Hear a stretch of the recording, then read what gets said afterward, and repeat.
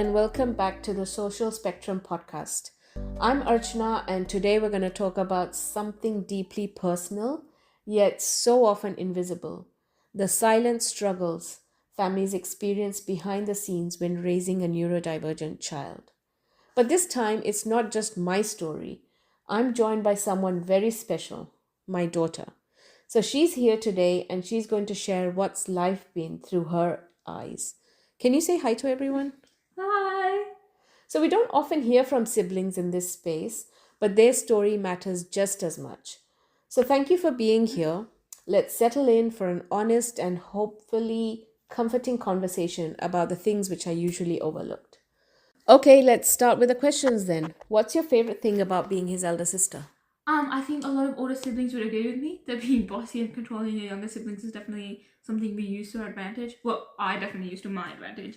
But also him looking up to me, that is very validating as an older sister. Yeah, I definitely see the way he looks up to you. Like he tries and copies you in every way possible. He's even picked up on the slangs that you use. And me being a younger sibling, I remember it was the same thing. I can relate to him because even I really looked up to my elder sister and I tried to copy her ways. So it's really nice to see the way that he admires what you do and tries to be more like you. Yeah, well, what can I say? So, but I mean, this is, of course, this is a nice feeling, but at the same time, there are difficult parts of being a sibling, an elder sibling. So, what do you think has been the most hardest part of being an elder sibling? Um, I think definitely the helplessness that I can't help him, but I know what his life could have been like, but it's not. So it's definitely the what if and the possibility that I can't help him with because I just don't have that experience, and yeah, just always feeling so helpless that I can't. Yeah, I know. I mean, it's the same as parents, like both of us. I mean, we all see the struggle he goes through, and we just Mm-hmm. feel helpless that we can't take care of the situation or make things easier for him, Yeah. and how even other people misunderstand him. I remember you were telling me something the Oh other yeah, day. yeah. So he came up to my room one day, a few days ago, and he ran up to my room after school, and he said, he was like, "Oh, um, am I scary?" And I was like, "No, you're not scary. Why do you say that?" And he's like, "Oh my gosh, she didn't talk to me." He was talking about his friend not talking to him, and he was like, "Oh, she's not talking to me. Am I scary? Am I scary?" And that was just really confronting because I just wish I could tell him that he's not scary. He's just different, and that's fine. Um, yeah, Yeah, that is important for him to know that it's not about him, it's about how people perceive him. yeah. So while growing up, was there any kind of strain in your relationship?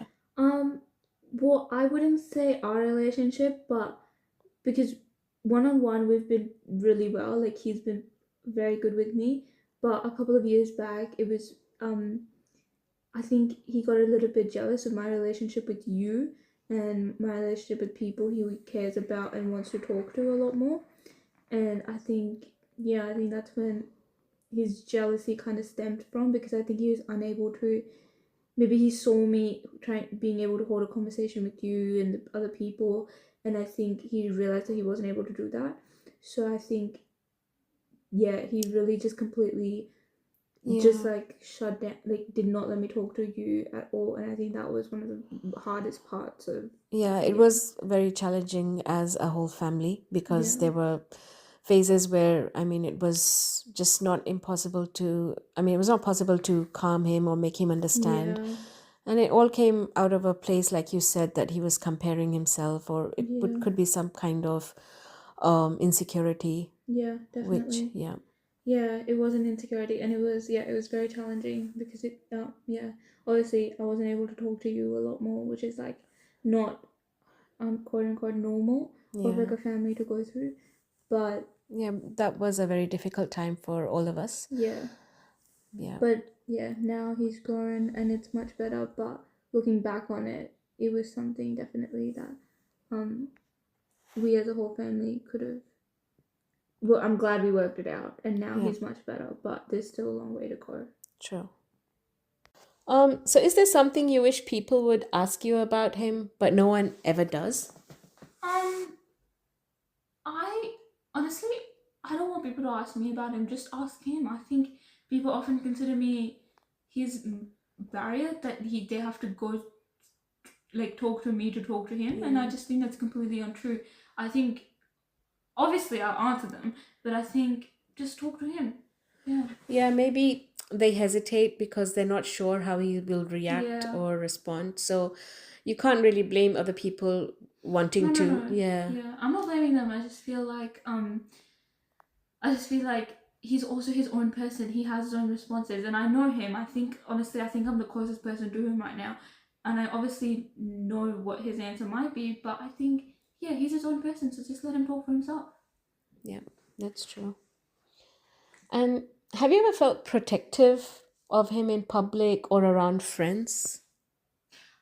Well, yeah, always. I think even at home, I'm so protective, and like you guys, um, like talk to him or tell him off or something. I just feel so sad because he's just a kid. So I don't know. I am always really protective, even outside when we're with our friends.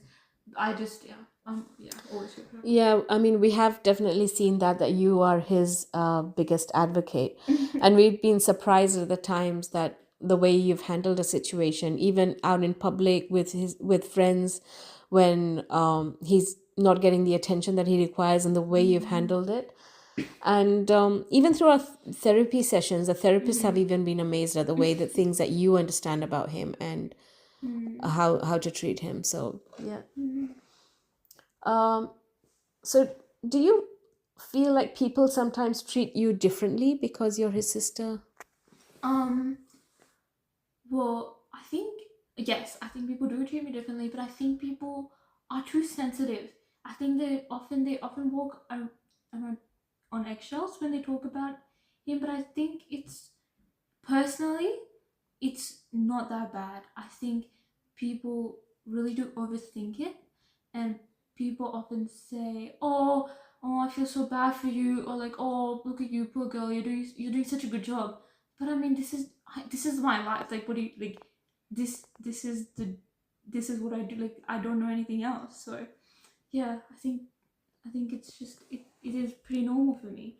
So yeah. Yeah, but at the same time, I can understand why other people think so. I mean, from their perspective, it does look difficult. Like, we all know that the world has not been fair to him. Yeah. And at the same time, as parents, we can tell that it's not been fair to you either Yeah. because it is challenging at times. Mm. But it's very heartwarming to see that you Yeah. have taken such a positive approach.